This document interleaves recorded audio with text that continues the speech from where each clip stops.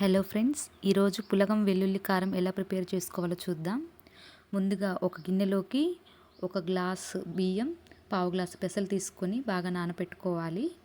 తర్వాత ఒక కుక్కర్ తీసుకొని దానిలో నెయ్యి వేసుకొని కొద్దిగా జీలకర్ర, కొద్దిగా కరివేపాకు, ఒక ఉల్లిపాయ తీసుకొని బాగా వేయించుకొని తగినంత సాల్ట్ వేసుకొని కొద్దిగా పసుపు వేసుకొని పచ్చిమిర్చి ఒక 5 చీల్చుకొని వేసుకొని బాగా వేయించుకున్న తర్వాత అల్లం వెల్లుల్లి పేస్ట్ పచ్చివాసన పోయే వరకు వేపుకోవాలి. తర్వాత ఒక 2 టమాటాలు వేసుకొని మగ్గించుకోవాలి మూత పెట్టి. తర్వాత కొద్దిగా కొత్తిమీర వేసుకొని బాగా కలితిప్పుకోవాలి. తర్వాత ముందుగా నానబెట్టుకున్న పెసలు బియ్యం వేసుకొని బాగా వేయించుకోవాలి.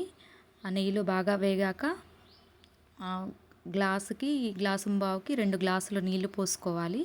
2 గ్లాసులు నీళ్లు పోసుకొని బాగా కలుపుకోవాలి.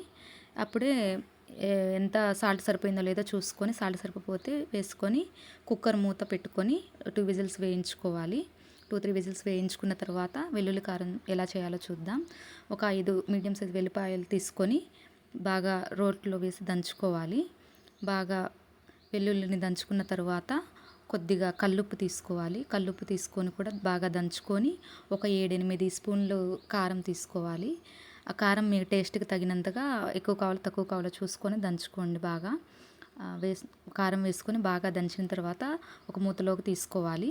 మూతలోకి తీసుకున్న తర్వాత దీన్ని తాలింపు పెట్టుకుందాం. ఒక చిన్న కళాయి తీసుకొని దానిలో కొద్దిగా నూనె వేసుకొని తాలింపు గింజలు వేసి బాగా వేయించుకోవాలి. తాలింపు గింజలు బాగా వేగిన తర్వాత కొద్దిగా కరివేపాకు వేసుకోవాలి. దానిలో ఒక 5-6 రెమ్మల కరివేపాకు వేసుకొని ఒక 4 ఎండుమిర్చి వేసుకొని బాగా కలితిప్పుకొని దానిలోనే మనం ముందుగా దంచి పెట్టుకున్న వెల్లుల్లి కారం వేసి బాగా వేయించుకోవాలి. పులగం రెడీ అయింది చూద్దాము. ఒక ప్లేట్లోకి సర్వ్ చేసుకొని కొద్దిగా నెయ్యి వేసుకుంటే టేస్ట్ చాలా బాగుంటుంది. వీడియో నచ్చితే లైక్ చేయండి, షేర్ చేయండి, సబ్స్క్రైబ్ చేయండి.